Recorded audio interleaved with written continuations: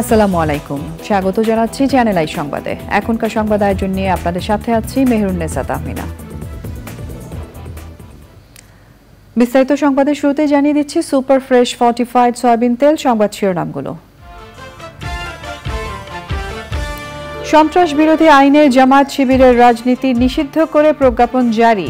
এই নামে কার্যক্রম পরিচালনা অপরাধ বলে গণ্য হবে।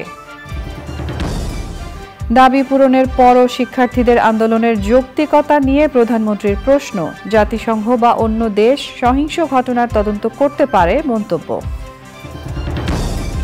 আটক শিক্ষার্থী ও নিরপরাধীদের মুক্তি দিতে বিক্ষুব্ধ নাগরিক সমাজের আলটিমেটাম। নির্বিচারে মানুষ হত্যার ঘটনায় নিরপেক্ষ তদন্ত ও বিচার দাবি। বাংলা চলচ্চিত্রে বরাবরই উঠে এসেছে আবহমান বাংলার প্রাকৃতিক সৌন্দর্য। আরও বেশি প্রকৃতি ও পরিবেশ নির্ভর ছবি নির্মাণে গুরুত্ব আরোপ। এবং অলিম্পিকে মেয়েদের ফুটবলে টানা দ্বিতীয় ম্যাচ হেরেও গোল পার্থক্যে কোয়ার্টার ফাইনালে ব্রাজিল। সুইমিংয়ে 2 স্বর্ণ পেলেন ফ্রান্সের ফেলপস, লিও মার্শা।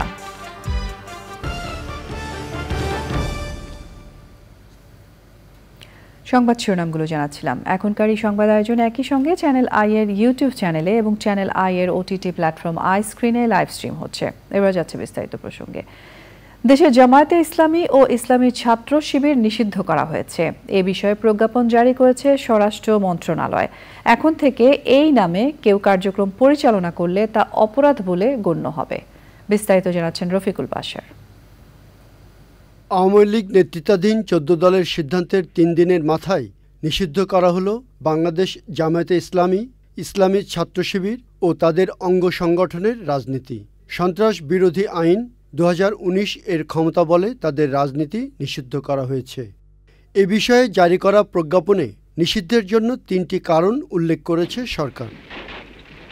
1971 সালে মুক্তিযুদ্ধের সময় সংগঠিত গণহত্যা, যুদ্ধাপরাধ ও মানবতা বিরোধী অপরাধে দায়ী বলে গণ্য হওয়া, আপিল বিভাগে রাজনৈতিক দল হিসেবে নির্বাচন কমিশনের নিবন্ধন বাতিল হওয়া এবং সম্প্রতি সংগঠিত হত্যাযজ্ঞ, ধ্বংসাত্মক কার্যকলাপ ও সন্ত্রাসী কর্মকাণ্ডে সরাসরি ও উস্কানিতে জড়িত থাকা। সন্ত্রাস বিরোধী আইনের 20 ধারা অনুযায়ী নিষিদ্ধ তালিকাভুক্ত সত্তার কার্যালয় বন্ধ করা হবে, ব্যাংক হিসাব ও সম্পত্তি জব্দ করা হবে। সকল প্রকার প্রচারপত্র, পোস্টার, ব্যানার, মুদ্রিত ইলেকট্রনিক ডিজিটাল উপকরণ বাজেয়াপ্ত থাকবে। তাদের সমর্থনে প্রেস বিবৃতির প্রকাশনা, মুদ্রণ ও প্রচার, সংবাদ সম্মেলন নিষিদ্ধ থাকবে। তবে দলের তৃণমূল পর্যায়ের বর্তমান সদস্য বা কর্মীদের কিছুই করা হবে না বলে জানিয়েছেন আইনমন্ত্রী। সরকার এই সিদ্ধান্ত নিয়েছে যে সন্ত্রাস বিরোধী আইনের 18(1) ধারায় এ জামাত ইসলাম এবং ইসলামী ছাত্র শিবির এবং তার অন্যান্য যে অঙ্গ সংগঠন সেগুলিকে সরকার নিষিদ্ধ ঘোষণা করিল এবং এটা সন্ত্রাস বিরোধী আইনে যে দ্বিতীয় তফসিল আছে সেইখানে সেই নামগুলো সেই তালিকাভুক্ত হবে। এই দলের আন্ডারে তারা রাজনীতি করতে পারবে না। বাংলাদেশে আইন আছে, তারা যদি বাংলাদেশের কোনো আইনে অপরাধ করে থাকে অবশ্যই তাদের বিচার হবে। কিন্তু এটা যদি আপনারা বলেন গণহারে জামাতে ইসলামের যারা নতুন কর্মী, যারা 1971 পরের জন্ম নিয়েছে কিন্তু তাদেরকে বিচার করা হবে, আমি এরকম গণহারে বিচার করা হবে না। পরিস্থিতি নিয়ন্ত্রণে সক্ষম বলে জানান স্বরাষ্ট্রমন্ত্রী। আমরা যে মুক্তিযুদ্ধ করে দেশ স্বাধীন করছি না, ওদের বিরুদ্ধে তো আমরা সেই 71 থেকে যুদ্ধ করতেছি, কাজেই এইগুলো আমাদের সক্ষমতা অনেক আছে। এই প্রজ্ঞাপনের বিরুদ্ধে 30 দিনের মধ্যে উচ্চ আদালতে আপিল করতে পারবে জামাত শিবির। আইন অনুযায়ী আদালত 90 দিনের মধ্যে বিষয়টি নিষ্পত্তি করবে। Rafiqul Bashar, channel I, Dhaka. এবারের প্রসঙ্গ শোকের মাস আগস্ট।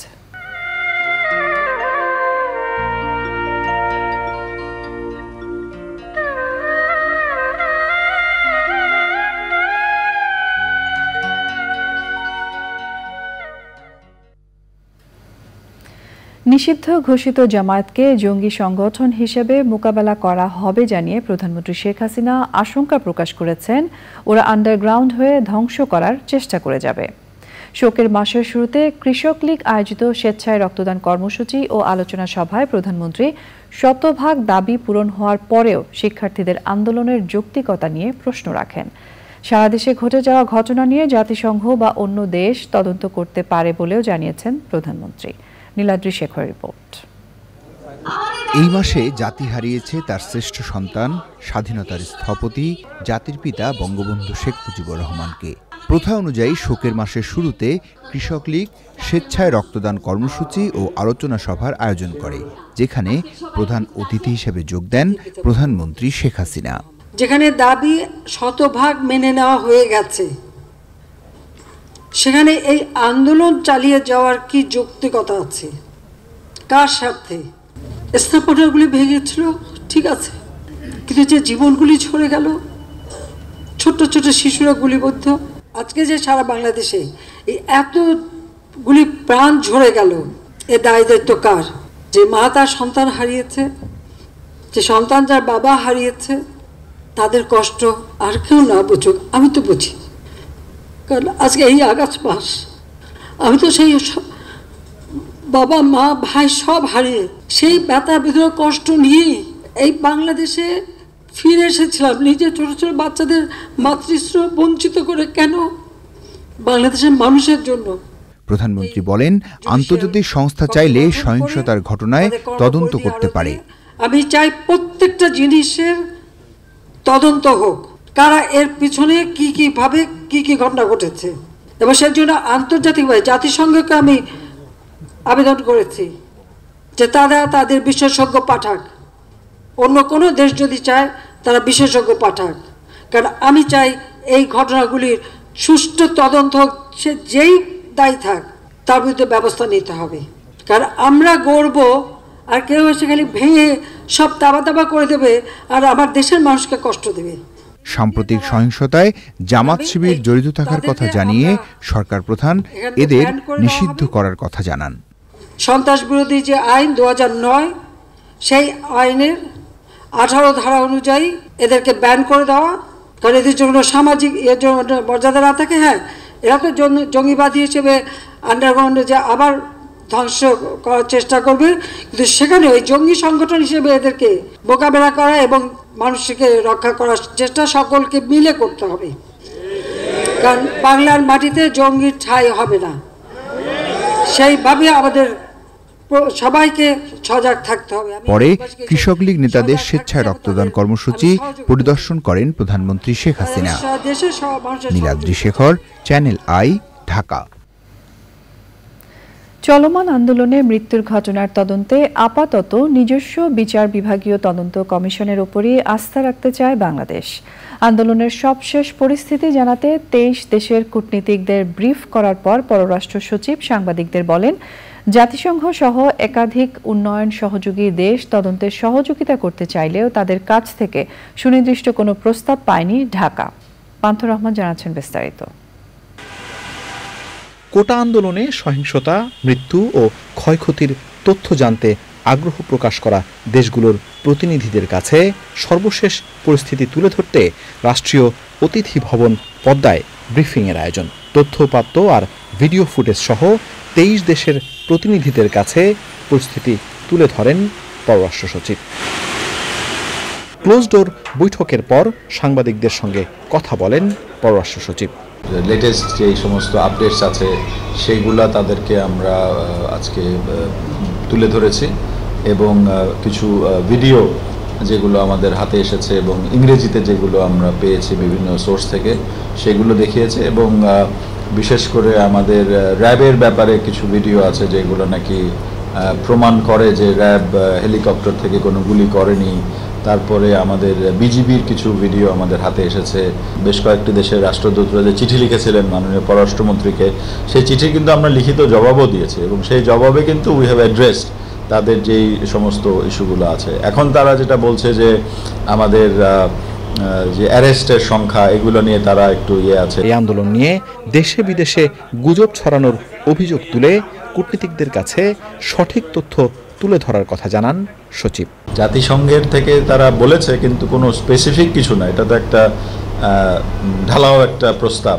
সুতরাং আমরা তাদের সাথে আলাপ আলোচনা করব, কিন্তু আমি যেটা আবার বলেছি এটা আবার রিইটারেট করতে চাই যে আমাদের যে কমিটি আছে সেটার কাজটা করতে দেওয়া হোক। সুতরাং তারপরে সেটার যদি কোনো থাকে তখন আমরা বাট এই মুহূর্তে আমরা আরেকটা সেপারেট বা একটা প্যারালাল কিছু আমরা করতে চাই না বা দেখতে চাই না। পরিস্থিতি বিবেচনায় ইউরোপীয় ইউনিয়ন সহ বেশ কয়েকটি দেশের সঙ্গে বৈঠক স্থগিত হয়েছে বা পিছিয়েছে বলেও জানান সচিব। এ নিয়ে দ্বিতীয় দফায় আন্দোলন নিয়ে কূটনীতিকদের ব্রিফ করল পররাষ্ট্র মন্ত্রণালয়। পান্থ রহমান, চ্যানেল আই, ঢাকা। সারা দেশে আইন শৃঙ্খলা বাহিনীর হাতে আটক শিক্ষার্থী ও নিরপরাধ মানুষদের মুক্তি দিতে 24 ঘন্টার আলটিমেটাম দিয়েছে বিক্ষুব্ধ নাগরিক সমাজ। দুপুরে রাজধানীর মিন্টু রোডে মহানগর গোয়েন্দা পুলিশ কার্যালয়ের সামনে মানববন্ধনে তারা বলেন, অনেক ছাত্রসহ সাধারণ জনতাকে কারাগারে আটকে রাখা হয়েছে। কোটা সংস্কার আন্দোলনকে কেন্দ্র করে নির্বিচারে গুলি চালিয়ে মানুষ হত্যার ঘটনায় সুষ্ঠু ও নিরপেক্ষ তদন্তের মাধ্যমে বিচার দাবি করেন প্রতিনিধিরা।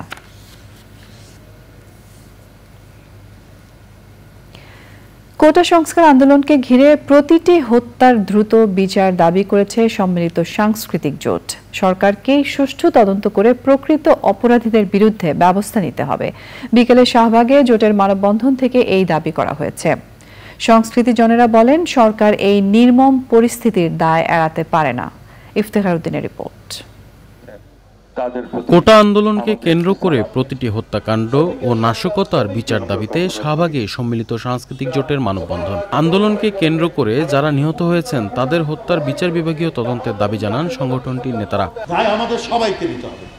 আমি মনে করি সরকারকে নিতে হবে, সামাজিক সাংস্কৃতিক সংগঠনগুলোকে নিতে হবে, দায় নিতে হবে ছাত্র সংগঠনগুলোকে, যারা আন্দোলন করেছেন আপনাদেরও নিতে হবে। কেন এত প্রাণ বিসর্জন দিতে হলো, কি কারণে? পুলিশ গুলি করেছে যেমন সত্যি, এবং এই আন্দোলনে ঘাপটি মারা লুকিয়ে থাকা জামাত শিবিরের লোকরাও গুলি করেছে তেমন সত্যি। কিন্তু এই কথা ঢালাওভাবে বলে দিয়ে এই বিষয়টিকে চাপা দেওয়ার কোনো কারণ নেই। কারা ছাত্রদের আন্দোলনে সহিংসতা উস্কে দিয়েছে তার তদন্ত দাবি করা হয় মানববন্ধন থেকে। সরকার পক্ষ এবং কোটা আন্দোলনকারীদের মধ্যে যে একটি ঐক্যমত ছিল চিন্তার এবং সিদ্ধান্তের, সেটি কেন সংঘাতের রূপ নিল? কাদের কারণে নিল, কাদের অবহেলার কারণে নিল, সেটি খুঁজে বের করে তাদের বিরুদ্ধে যথাযথ সাংগঠনিক বা সরকারি সিদ্ধান্ত গ্রহণ করা বাঞ্ছনীয় বলে আমরা মনে করি। আমরা সে কারণে সরকারের নিকট দাবি জানাই যে আপনারা প্রত্যেকটি হত্যাকাণ্ডের সুষ্ঠু বিচারের, নিরপেক্ষ বিচারের ব্যবস্থা করুন এবং বিশ্বাসযোগ্য বিচার বিভাগীয় তদন্ত কমিটি গঠন করুন। পরে শোকাবহ আগস্ট ও কোটা আন্দোলনে নিহতদের স্মরণে মোমবাতি প্রজ্বলন করে আবৃত্তি সমন্বয় পরিষদ। এই আলোক প্রজ্বলন আমরা করি 15 আগস্টে বঙ্গবন্ধু সহ সপরিবারে যাদেরকে হত্যা করা হয়েছিল তাদের স্মরণে। তার সঙ্গে এবার আগস্টে যুক্ত হয়েছে আরো এই যে তরুণদের আন্দোলনের শহীদরা। এই অনাকাঙ্ক্ষিত ঘটনার দায় সব পক্ষকে নিতে হবে বলে উল্লেখ করেন মানববন্ধনকারীরা। Iftekhar Uddin, channel I, Dhaka. Quota সংস্কারের দাবিতে বৈষম্য বিরোধী ছাত্র আন্দোলনকে কেন্দ্র করে সাম্প্রতিক সহিংসতায় জামায়াত শিবির তাদের সন্ত্রাসী কর্মকাণ্ডে শিক্ষার্থীদের ঢাল হিসেবে ব্যবহার করেছে বলে মন্তব্য করেছেন প্রধানমন্ত্রী শেখ হাসিনা। বাংলাদেশে নিযুক্ত ইটালির রাষ্ট্রদূত অ্যান্টোনিও আলেসান্দ্রো সৌজন্য সাক্ষাতে এলে তিনি এই কথা বলেন। জামায়াত শিবির ও বিএনপি আগুন দিয়ে পোড়ানো গণহত্যায় অভ্যস্ত। বাংলাদেশ টেলিভিশন বিটিভি ভবন ধ্বংস সহ সাম্প্রতিক সহিংসতায় ক্ষয়ক্ষতির কথা তুলে ধরেন প্রধানমন্ত্রী। ইটালির রাষ্ট্রদূত বলেছেন, সহিংসতাকারীরা বাংলাদেশের যে আধুনিকায়নের প্রতীকগুলো আছে সেগুলোকে তারা টার্গেট করে হামলা করেছে।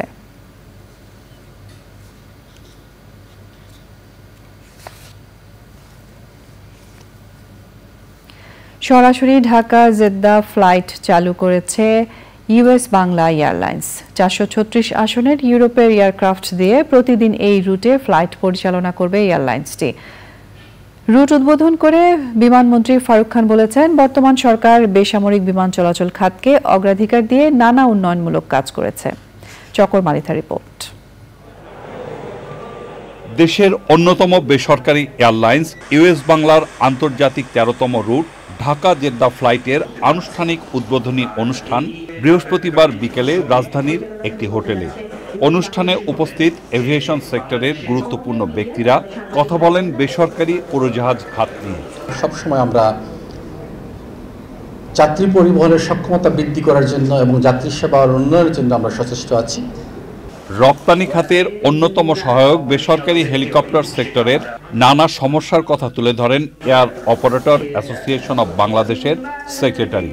এই হেলিকপ্টার ইন্ডাস্ট্রি যেটা ফ্যাক্টরি ভিজিট করাচ্ছে বায়ারদের, আইনগত মারপ্যাচ দিয়ে এই ইন্ডাস্ট্রির হাত পা বেঁধে রাখছে। এটার যে পটেনশিয়াল সেটা আমরা গ্রো করতে দিচ্ছি না। অনুষ্ঠানের প্রধান অতিথি বিমানমন্ত্রী এয়ারলাইন্সগুলোকে ভাড়া নির্ধারণের ক্ষেত্রে আরও জনবান্ধব হতে বলেন। সরকারের প্রধান উদ্দেশ্য জনগণের সেবা করা, তারা যাতে উন্নত সেবা পায়, ভালো সেবা পায় এবং সঠিক মূল্যে পায়, সুতরাং সঠিক মূল্য নির্ধারণ করা ইজ ভেরি ইম্পর্টেন্ট। পরে অতিথিদের নিয়ে ঢাকা জেদ্দা রুটের আনুষ্ঠানিক উদ্বোধন করেন বিমানমন্ত্রী। জকর মালিথা, চ্যানেল আই, ঢাকা।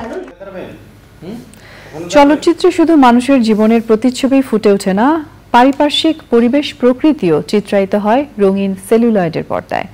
সূচনা লগ্ন থেকেই বাংলা চলচ্চিত্রে যেমন আবহমান বাংলার প্রাকৃতিক সৌন্দর্য উঠে এসেছে, তেমনি প্রাকৃতিক দুর্যোগের তাণ্ডব লীলাও তুলে ধরা হয়েছে সুনিপুণভাবে।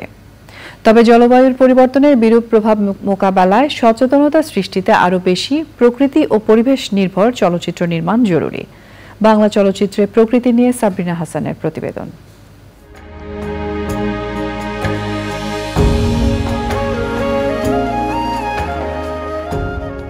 মানুষের জীবনের সঙ্গে প্রকৃতির যেমন অবিচ্ছেদ্য সম্পর্ক, তেমনি প্রকৃতির সমান্তরালে গড়ে ওঠে যে কোনো অঞ্চলের সংস্কৃতি। আর এই সংস্কৃতির প্রতিফলন ঘটেছে বাংলা চলচ্চিত্রে। নানাভাবেই উঠে এসেছে প্রকৃতি ও পরিবেশ। হাজার বছর ধরে চলচ্চিত্রে বাংলার গ্রামীণ প্রকৃতি ও এর মোহময়তা ফুটে উঠেছে। আর বাংলার প্রত্যন্ত গ্রামের প্রকৃতি ও পরিবেশের চিত্র প্রস্ফুটিত হয়েছে সূর্য দীঘল বাড়ি সহ নানা চলচ্চিত্রে। বিশ্ব চলচ্চিত্রের অনন্য সৃষ্টি পথের পাঁচালীতে উঠে এসেছে প্রকৃতির ক্ষুদ্রাতি ক্ষুদ্র বিষয়। আর শ্রাবণ মেঘের দিন, ঘেটুপুত্র কমলা, কুড়া পক্ষীর শূন্যে উড়া ও শ্যামল ছায়া সিনেমায় বাংলার হাওড়াঞ্চলের প্রাকৃতিক সৌন্দর্য ও শ্যামল রূপ দারুণভাবে চিত্রিত করেছেন নির্মাতা।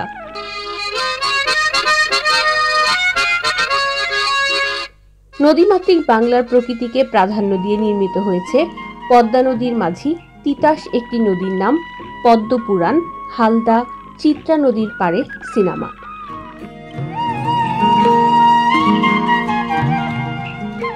কীর্তনখোলা ও দুখাই চলচ্চিত্রে উঠে এসেছে আবহাওয়ার পালাবদল ও বাংলাদেশের প্রাকৃতিক দুর্যোগের বাস্তব বর্ণনা।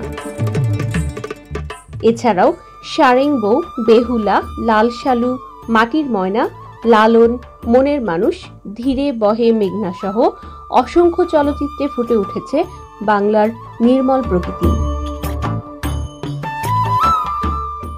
তবে বৈরী জলবায়ু, প্রাকৃতিক দুর্যোগ, দূষণ প্রকৃতিকে যেমন ধ্বংস করছে, তেমনি নেতিবাচক প্রভাব ফেলছে মানুষ ও জীববৈচিত্র্যের ওপর। তাই চলচ্চিত্রেও পরিবেশ সংরক্ষণের বিষয়গুলো তুলে ধরা প্রয়োজন। এতে মানুষের মাঝে পরিবেশ ও এর বিভিন্ন উপাদানগুলো সংরক্ষণের সচেতনতা বৃদ্ধি পাবে।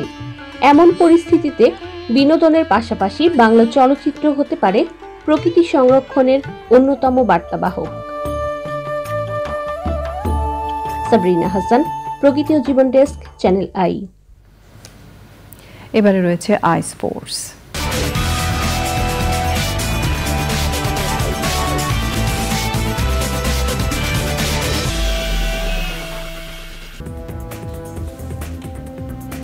স্বাগত জানাচ্ছি আরও একবার চ্যানেল আই সংবাদে।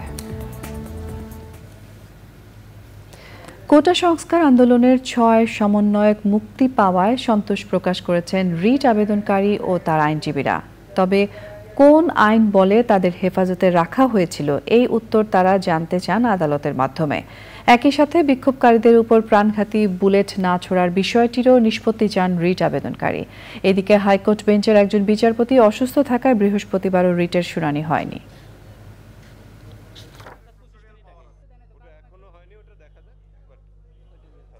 আগে খবর পেয়েছি, আমাদের একজন সহকর্মী দেখেও আসছেন যে 6 জন সমন্বয়কারীকে এতদিন ধরে তথাকথিত নিরাপত্তা হেফাজতে রাখা হয়েছিল ডিবির কাছে, তাদেরকে ছেড়ে দেওয়া হয়েছে। আমরা এই খবর পেয়ে খুবই আনন্দিত যে তারা আবার মুক্তি পেয়েছে, তারা স্বাধীনভাবে চলতে পারবে। আমরা আশা করছি তাদের বাবা মাদের সাথে, গার্ডিয়ানদের সাথে তারা চলে গেছেন। কিন্তু আমাদের মনে এখনও প্রশ্ন রয়েছে যে কেন, কোন ক্ষমতার অধীনে তাদেরকে এতদিন ধরে রাখা হলো। অনশনের খবরটা আমি দুটো সূত্র থেকে পেয়েছি এবং তারা 32 ঘন্টা ধরে অনশন করেছিলেন বলে খবর পেয়েছি। তারা বেরিয়ে আসলে আরও পরিষ্কারভাবে জানা যাবে। এবং আমার আসলে আমাদের জাতীয় কবি কাজী নজরুল ইসলামের কথা মনে পড়েছে। পত্রিকায় তার লেখার জন্য তাকে আটক করা হয়েছিল, আপনারা জানেন, আনন্দময়ীর আগমনে কবিতার জন্য। তারপর 39 দিন তিনি অনশন করেছিলেন, হার মানেননি। আমাদের সন্তানরাও হার মানবে না। এবারে রয়েছে নিটোল টাটা আন্তর্জাতিক সংবাদ।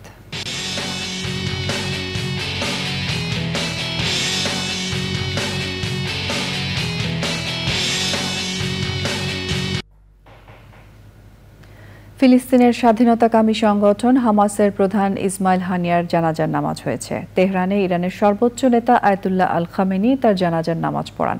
শুক্রবার বিকেলে কাতারের রাজধানী দোহায় ইসমাইল হানিয়াকে দাফন করা হবে। এদিকে ইসমাইল হানিয়া হত্যার প্রতিশোধ নেয়ার হুঁশিয়ারি দিয়েছেন ইরানের সর্বোচ্চ নেতা খামেনি। বিস্তারিত সুব্রত গাইনের রিপোর্টে। ইরানের রাজধানী তেহরানে বুধবার গুপ্ত হামলায় নিহত হন ফিলিস্তিনের স্বাধীনতাকামী সংগঠন হামাসের প্রধান ইসমাইল হানিয়া। ইরানের নতুন প্রেসিডেন্ট মাসুদ পেজেশকিয়ানের শপথ অনুষ্ঠানে যোগ দিতে তেহরান গিয়েছিলেন তিনি। তেহরানে তার আবাসস্থলে হামলায় একজন দেহরক্ষী সহ প্রাণ হারান ইসমাইল হানিয়া। এই হত্যাকাণ্ডের জন্য ইসরায়েলকে দায়ী করে কঠোর হুঁশিয়ারি দিয়েছেন ইরান। চলছে 3 দিনের রাষ্ট্রীয় শোক। বৃহস্পতিবার সকালে তেহরানে ইসমাইল হানিয়ার জানাজার নামাজ পড়ান ইরানের সর্বোচ্চ ধর্মীয় নেতা আয়াতুল্লাহ আলী খামেনি। জানাজায় অংশ নেয় হাজারো মানুষ। ইসমাইল হানিয়াকে হত্যার প্রতিশোধ নেওয়ার ঘোষণা দিয়েছে ইরানের সর্বোচ্চ নেতা খামেনি। এমনকি হানিয়া হত্যার জবাবে তিনি সরাসরি ইসরায়েলে হামলা চালানোর নির্দেশ দিয়েছেন। এমনই তথ্য জানিয়েছে সংবাদ মাধ্যম নিউ ইয়র্ক টাইমস। এদিকে গাজার খান ইউনিসে বিমান হামলায় হামাসের সামরিক শাখার প্রধান মোহাম্মদ দাইফ নিহত হয়েছে, এমনটাই দাবি করছে ইসরায়েলি সেনারা। গাজায় বুধবার ইসরায়েলি বিমান হামলায় আন্তর্জাতিক সংবাদ মাধ্যম আল জাজিরার 2 জন সাংবাদিক নিহত হয়েছেন। এই 2 সাংবাদিকের গাড়ি লক্ষ্য করে হামলা চালায় ইসরায়েলি সেনারা। Subrata Gain, Channel i screen সাংস্কৃতিক সংবাদ।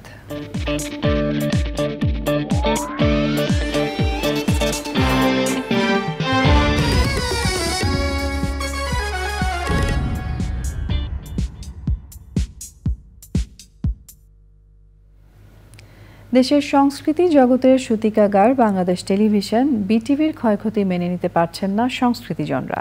তারা বলছেন ছাত্র আন্দোলনকে ঢাল হিসেবে ব্যবহার করে বিটিভি ভবন পুড়িয়ে দিয়েছে দুষ্কৃতকারীরা। সুলতানা হিমুর রিপোর্ট। কোটা সংস্কার আন্দোলনের সময় রাষ্ট্রীয় গণমাধ্যম বাংলাদেশ টেলিভিশনে হামলা চালায় সন্ত্রাসীরা। বিটিভির এই ক্ষয়ক্ষতিতে বাকরুদ্ধ দেশের সংস্কৃতিজনরা। সকালে বিটিভি ভবন পরিদর্শন করে আবেগাপ্লুত হয়ে পড়েন শিল্পীরা। আমরা সকলেই শিল্পী হিসেবে বেড়ে উঠেছি এই বাংলাদেশ টেলিভিশনের প্রাঙ্গণে। এখানে আমরা বড় হয়েছি মানুষ হিসেবে, সচেতন মুক্তিযুদ্ধের আদর্শের নাগরিক হিসেবে, একজন শিল্পী হিসেবে আমরা এই প্রাঙ্গণে বড় হয়েছি। আজকে এই প্রাঙ্গণে এসে আমরা এক একজন চোখের পানি ধরে রাখতে পারিনি। যারা নিরীহ মানুষকে, স্টুডেন্টদের আন্দোলনকে ছিনতাই করে হত্যা করেছে, সহিংসতা করেছে, তাদের বিরুদ্ধে প্রতিবাদ জানাতে চাই। আমি এই আক্রমণের নিন্দা জানাই। সন্ত্রাসী কর্মকাণ্ডে যে সকল প্রাণ আমরা হারিয়েছি, প্রত্যেকের বিদেহী আত্মার প্রতি আমি সমবেদনা জানাই, আত্মার শান্তি কামনা করি। আমরা শিল্পীরা আমরা যেন ঐক্যবদ্ধ হই এবং তাদের বিরুদ্ধে রুখে দাঁড়াই। শিক্ষার্থী নিহতের ঘটনায় শোক প্রকাশ করেন ঢাকা 10 আসনের সংসদ সদস্য ও অভিনেতা ফেরদৌস। সন্তানদের নিরাপত্তায় বাবা মাকে সচেতন হতে আহ্বান জানান সংস্কৃতি প্রতিমন্ত্রী।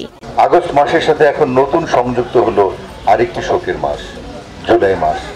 এই জুলাই মাসে আমাদের প্রাণপ্রিয় কিছু ছাত্র, আমাদের প্রাণপ্রিয় কিছু মানুষ, কিছু পুলিশ, কিছু শিশু এই পৃথিবী ছেড়ে চলে গেছে।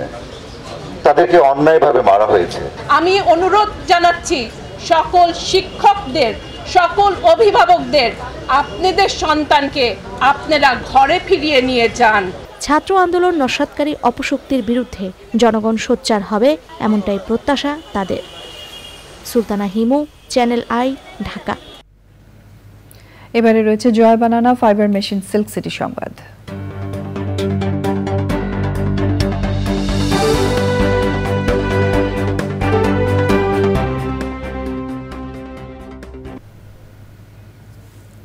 শোকাবহ আগস্ট স্মরণে আওয়ামী লীগ রাজশাহী মহানগরের উদ্যোগে শোক র্যালি হয়েছে।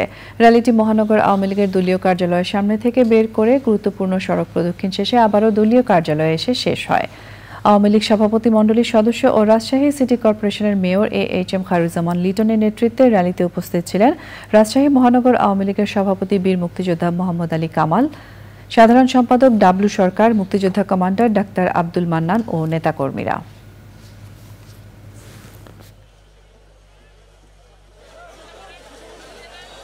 জামাত শিবির তাদের অতীতের যে বিভৎসতা বা সহিংসতা বা অতীতের যে পশ্চাৎমুখিতা, সেখান থেকে তারা সরে আসেনি। তারা সেই হত্যা, খুন, ধ্বংসযজ্ঞ, জ্বালানো পোড়ানো এই রাজনীতিতে তারা বিশ্বাস করে। জনগণ শান্তির পক্ষে, জ্বালাও পোড়ার পক্ষে নয়, হত্যাকাণ্ডের পক্ষে নয়, নৃশংসতার পক্ষে নয়। সেই জনশক্তি আমাদের সবচেয়ে বড় শক্তি। এবারে রয়েছে কৃষি সংবাদ।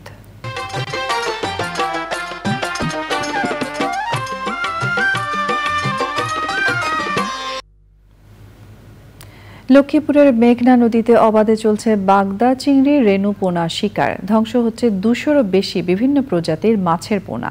নদীতে দেখা দিচ্ছে মাছের আকাল। এসব পোনা শিকারীদের বিরুদ্ধে দ্রুত ব্যবস্থা নেওয়ার দাবি জানিয়েছেন স্থানীয়রা।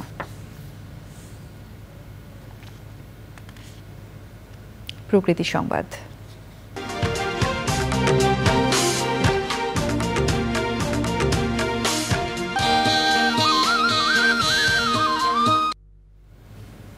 বৃক্ষ দিয়ে সাজাই দেশ, সমৃদ্ধ করি বাংলাদেশ প্রতিপাদ্যে খাগড়াছড়িতে সপ্তাহব্যাপী বৃক্ষরোপণ অভিযান ও বৃক্ষ মেলা শুরু হয়েছে।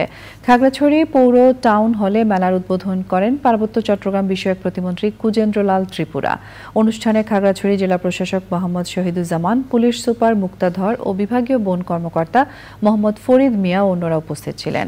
আলোচনায় চট্টগ্রামে পাহাড় ধ্বংস বেড়ে যাওয়ার শঙ্কা জানিয়ে পরিবেশের ভারসাম্য রক্ষায় বেশি বেশি বৃক্ষরোপণের তাগিদ দেন বক্তারা। মেলায় অংশ নেওয়া 25টি স্টলে বিভিন্ন প্রজাতির ফলদ, বনজ ও ঔষধি গাছের চারা পাওয়া যাচ্ছে। প্রিয় দর্শক, সংবাদের এ পর্যায়ে আমরা নিয়ে নিচ্ছি আরও একটা বিরতি, এবং বিরতির পর যা থাকছে।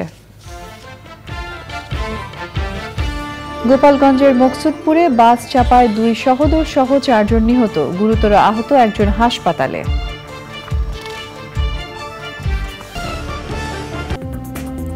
স্বাগত জানাচ্ছি আরও একবার চ্যানেল আই সংবাদে।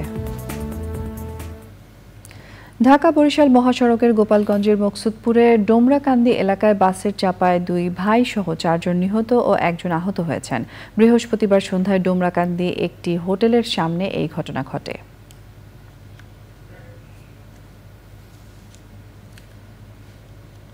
সংবাদে এরই সঙ্গে আমরা নিয়ে নিচ্ছি আরও একটা বিরতি, এবং বিরতির পর খেলার খবরে যা থাকছে। যুক্তরাষ্ট্র সফরে প্রাক মৌসুম প্রস্তুতির ম্যাচে রিয়াল মাদ্রিদের হার, রিয়াল বেটিসকে হারিয়ে ম্যানচেস্টার ইউনাইটেডের প্রথম জয়। জামায়াতে ইসলামী ও ইসলামী ছাত্র শিবিরের রাজনীতি নিষিদ্ধের প্রজ্ঞাপন জারির পর চট্টগ্রামে মিছিল করেছে আওয়ামী লীগ ও সহযোগী সংগঠনগুলো। বিকেলে নগরীর আন্দারকিল্লা মোড় থেকে শুরু হয়ে মিছিলটি নগরীর বিভিন্ন গুরুত্বপূর্ণ সড়ক প্রদক্ষিণ করে, পরে চট্টগ্রাম প্রেস ক্লাবের সামনে গিয়ে শেষ হয়। এই সময় চট্টগ্রাম মহানগর আওয়ামী লীগের সাধারণ সম্পাদক ও সাবেক মেয়র আজম নাসির উদ্দিন, সংসদ সদস্য এম এ লতিফ, সাবেক সংসদ সদস্য নোমান আল মাহমুদ সহ আওয়ামী লীগের অন্যান্য নেতাকর্মীরা অংশ নেন। খেলার খবর।